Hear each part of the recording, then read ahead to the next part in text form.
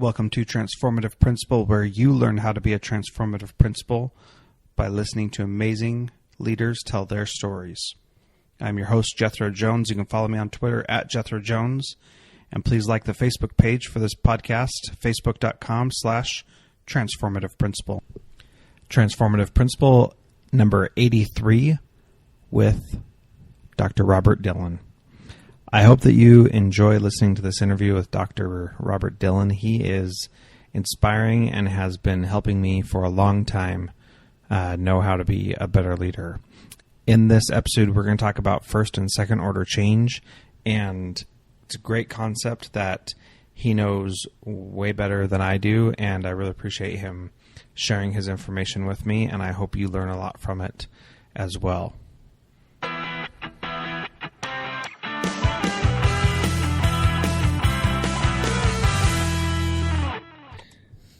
All right, I'd like to welcome our guest to the Transformative Principal today, Dr. Robert Dillon. Bob, thanks for coming on the show today. Yeah, thanks for having me. It's a pleasure to get to talk to somebody all the way in the state of Alaska, so that's awesome. Yeah, it's pretty fun. I have noticed that I've had to get up a lot earlier in the morning to schedule people. Luckily, we're doing this at a decent time, 7 o'clock, but I've gotten up as early as 5 o'clock to schedule with people that are on the East Coast, and sometimes that my voice sounds a little bit deeper, so if I sound more normal today, that could be why I got a better night's sleep.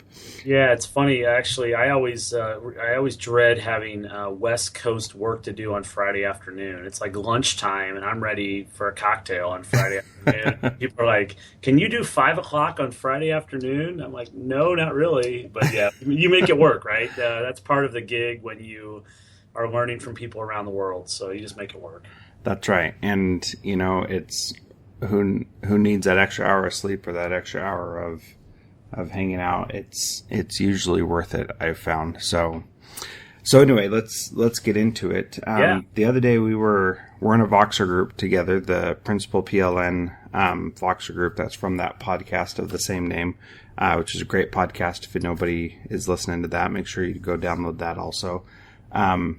Still listen to this podcast, but that's a good additional one to listen to. I don't remember the exact conversation, but you started talking about level 1 change and level 2 change, and how, and the way that you said it, it just made total sense and it really resonated with me. So do you mind talking a little bit about those theories? Yeah, so I'm sure there's folks that are much more technically down the road there, but it's always made sense for me is that as a leader, I worked as a middle school principal for 15 years in 3 different places, and that first year you come in, folks will tell you, all you should do is listen the first year, and I've just never been that guy. It's just not my style. But what you do is you find out in that first year, second year, you're making a lot of first order change. You're looking at stuff and saying, like, why have we always been doing this? That doesn't make any sense. And you keep turning over rocks and there's garbage underneath the rock and you fix it. And you collaborate with folks around it. People are excited because they haven't liked that. Maybe they haven't vocalized it, but they haven't liked it either.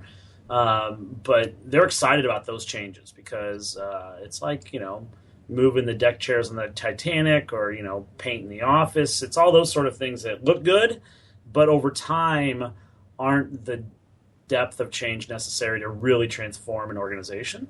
They're important by all means because people need to see that you're a change agent. People need to see that you are open to listening to them and making change, and they grow trust with first order change. But we know that organizations that really do well are able to evolve into that second order change. And you go from management to leadership.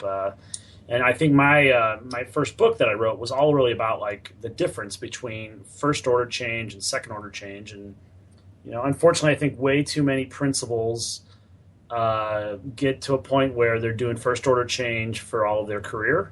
And the second part never comes along. Okay. So to make sure I understand correctly, first order change is just changing things because you're looking at it new, you haven't been doing it for years, and so you're just coming in and changing things on a low level. And second order change is where you have some bigger vision that really moves the needle, that really makes things happen. Is that a fair summary, or did I miss something? Yeah, no, I think so. I think it's that second order change is the stuff that's sticky. That stuff that'll really last after you're gone as the leader there, that will really start to unify people. And actually, I think it's the stuff that liberates professionals, because our teachers deserve a high level of professionalism. And once, as an organization, you're made those changes where everybody says, this is who we're about, we make decisions based on these sort of things, we're now really moving the heavy boulders of, whether that's scheduling or that's grading or that's community engagement or whatever your big boulders are, that you're really getting after those now. People start to say, I'm a part of something special going on here. And usually when people start feeling like they're a part of a special organization, it's because second order change is starting to take hold. Mm-hmm. Yeah, and I think I remember now what you were responding to. I think it was Timm, who's, I think in his second year at his school, was saying that at first people were giving him a lot of feedback, and now nobody was really giving feedback about what was going on. Talk about what that means in this first and second order change and buy-in and stuff like that. Yeah, so I think with first order change, it's pretty easy to sit down and say, like, how do we want to do this? What do we want to do with the playground schedule? Is that working for everybody? No. This isn't fair. This isn't right. And so you get it all juggled around, and it's good. And folks are excited that feels better for them, and that's easier for them, and it's made things more efficient. Oftentimes with second order change, it's messy. Like, the answers aren't obvious. Things are kind of in beta for a long time. People have to exist in an uncomfortable state, which isn't really, really easy for teachers in general that kind of have disequilibrium. And so oftentimes folks will step back from that because they're uncomfortable. And so you get less feedback as a leader. And what oftentimes people do, instead of saying, no, this is really important, this is the stuff we're going to talk about, they go back to first order change because it felt really good. And you slide back into management mode, back into management mode, when really as a leader you have to resist that. You have to be courageous enough to say, this is the stuff. This is the stuff that's going to matter long term. And sometimes it's about quality curriculum. Sometimes it's about really figuring out what assessments matter and which ones don't. Sometimes it has to do with, like, what are we really about?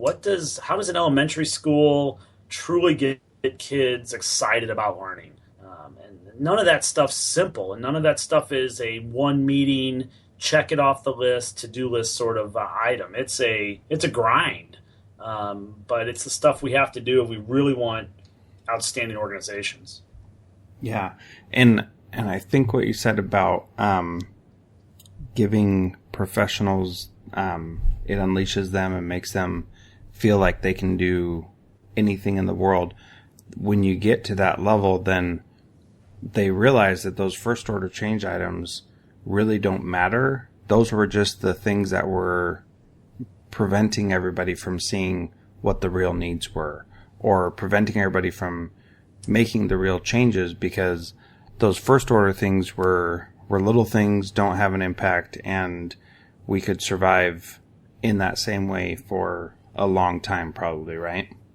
Yeah, I bought an older house recently, and there was a water stain, and I took some, primer paint that's supposed to kill that, and painted over it, painted a new color. To me, that's first order change. I never actually took the plaster off the wall to see if there was a problem behind there. And a lot of folks make that mistake, and they say, we can pretty this up a little bit, and we'll be fine, and we'll roll past it. And there's I spent a lot of time as a leader learning about systems thinking, and just if you're not at that level of your leadership, it's just so important to dig deeper. Peter Senge wrote Schools That Work, I believe, or I think that's the name of his book, but it's an incredible piece about like how school leaders really need to be at a deep level of service, and even giving people what they need as opposed to what they want. I heard that recently. Seth Godin said that recently, and that really stuck for me. Is that part of our job is to not only give people what they want, but what they truly need. Right, even when they don't know that's what they need yet. Yeah, that's a hard part. Yeah, right. Yeah. So what I'm thinking about as you're talking is what are the things that I've done this year in my first years as a principal of my school that have been first order change and what's been second order change.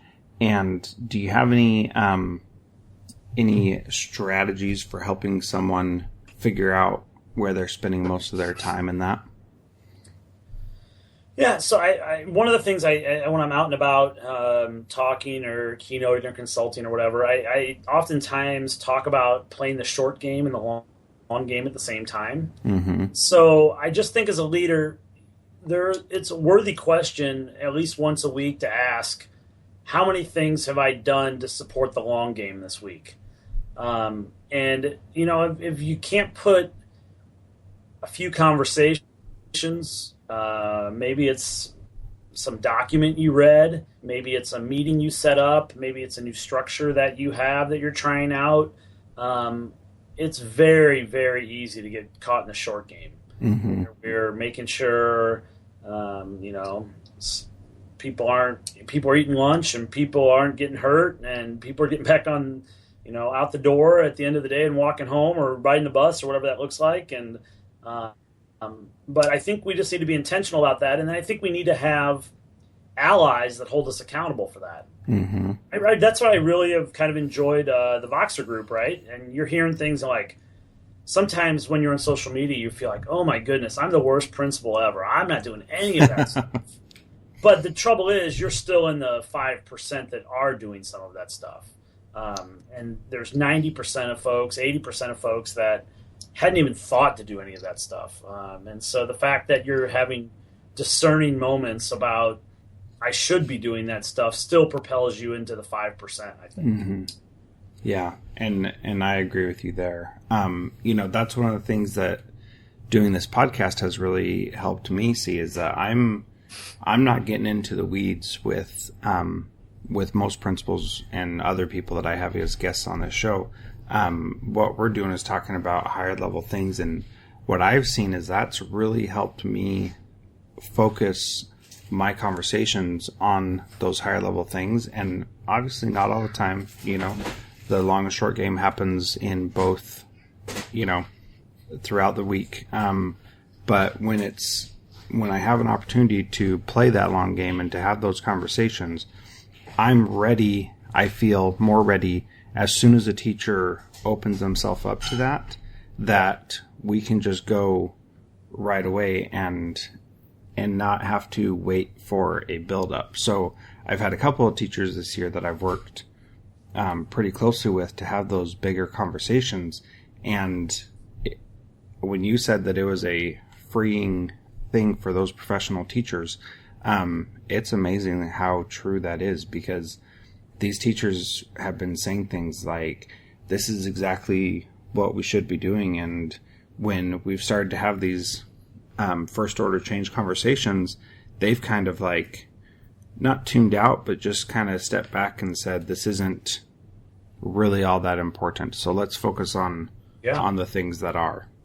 I will still always remember the story. I was a first year assistant principal, way too young probably to be a first year assistant principal. But I remember in a faculty meeting saying, if we spend as much time talking about instruction as we did gum around here, maybe we'd get some things done.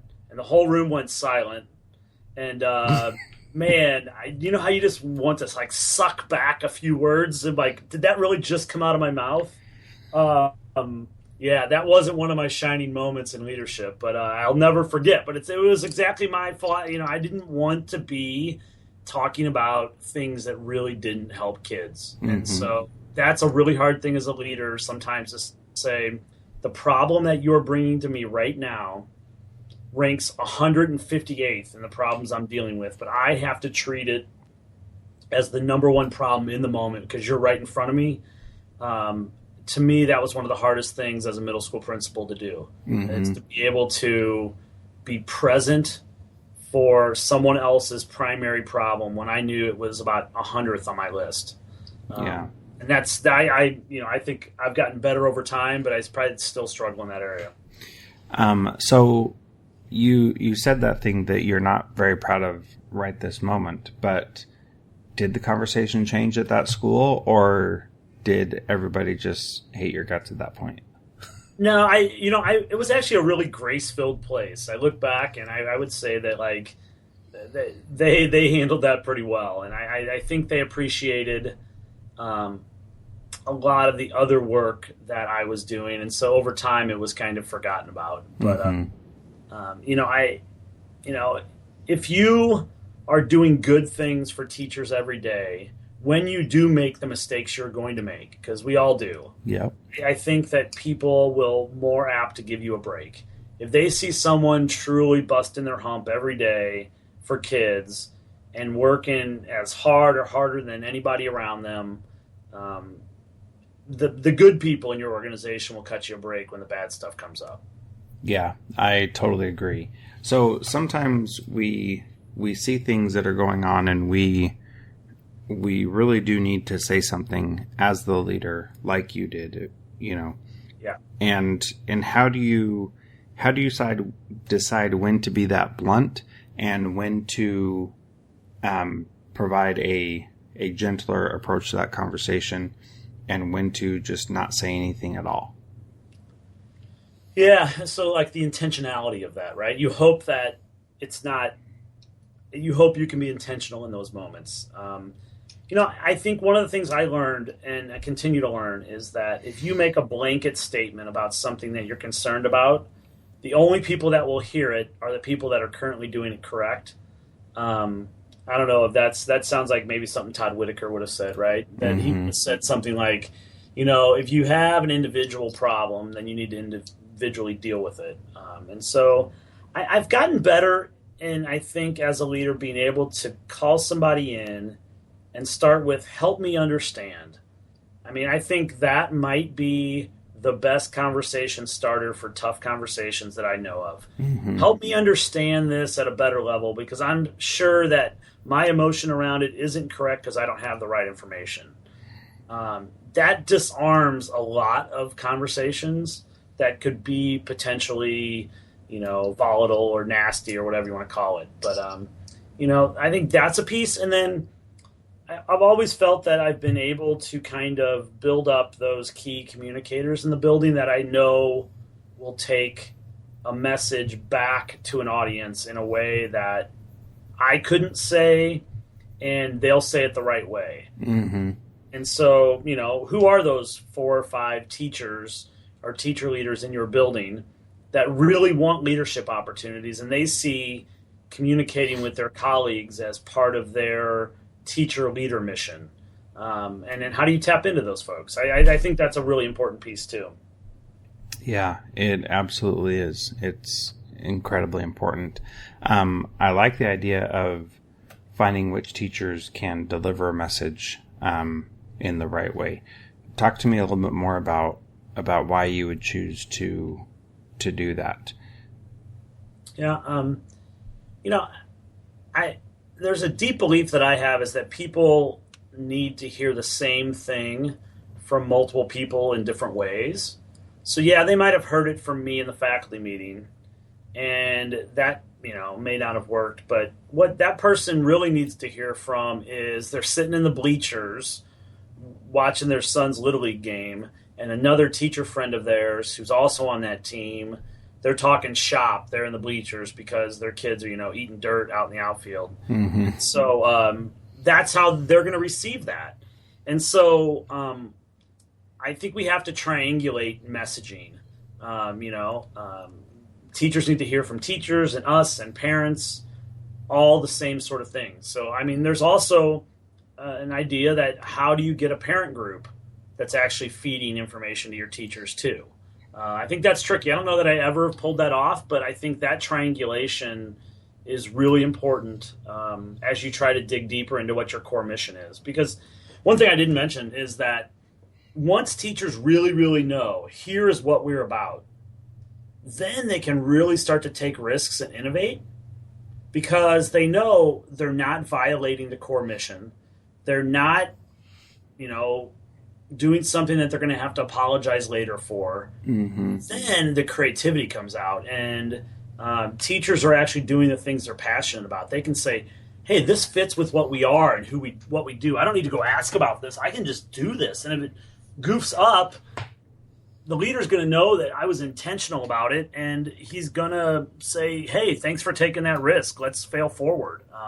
And so I think that's why, communicating in a whole bunch of different ways and getting to that core mission is all deeply embedded in second order change. Yeah, it absolutely is. That's a great insight.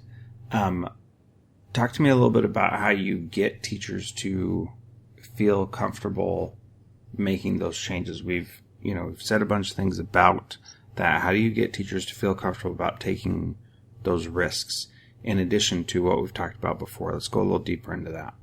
Yeah.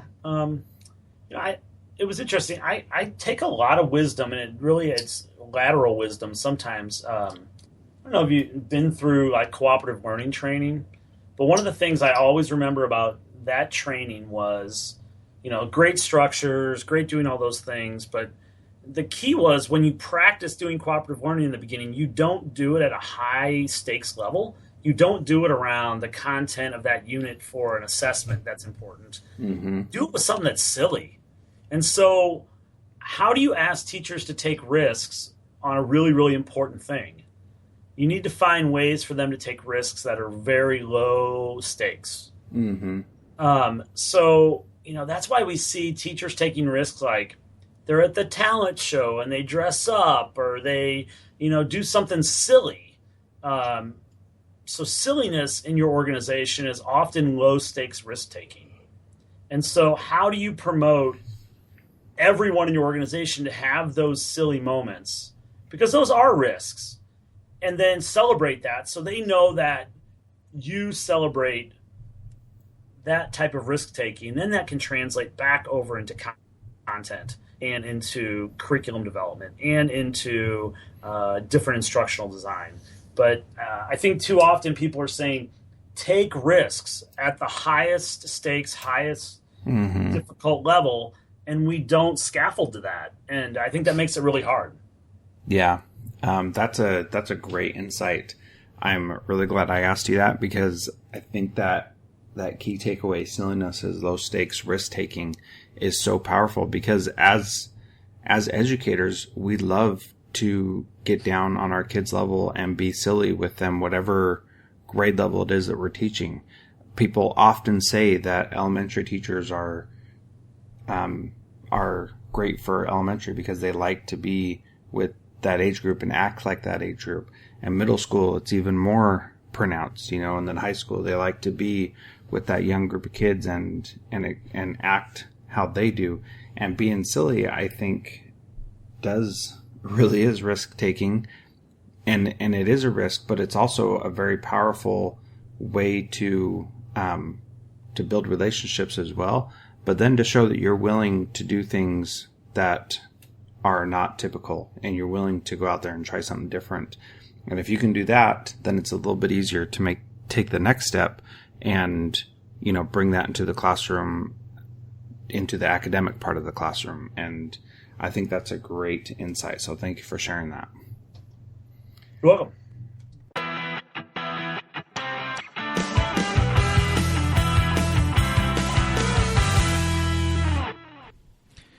As you have heard by now, I have joined the Edu Podcast Network, the podcasters network for educators by Mr. Nessie.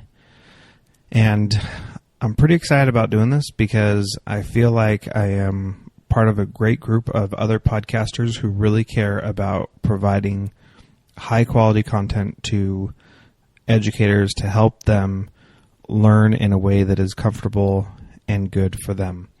I hope that you will listen to the other great podcasts on there, and that you will support the network by downloading and rating and reviewing all the shows that you listen to. And I appreciate your support in this show. You can follow me on Twitter at Jethro Jones, and follow the podcast on Twitter at TRNFRM Principal. This week, I would like to highlight the House of #EdTech podcast that explores how technology is changing the way teachers teach and the impact that technology is having in education. That is hosted by at Mr. Nessie, Christopher J. Nessie. You can follow him on Twitter. He is also the father of the Edu Podcast Network. So I hope you go listen to his podcast and learn a lot from him.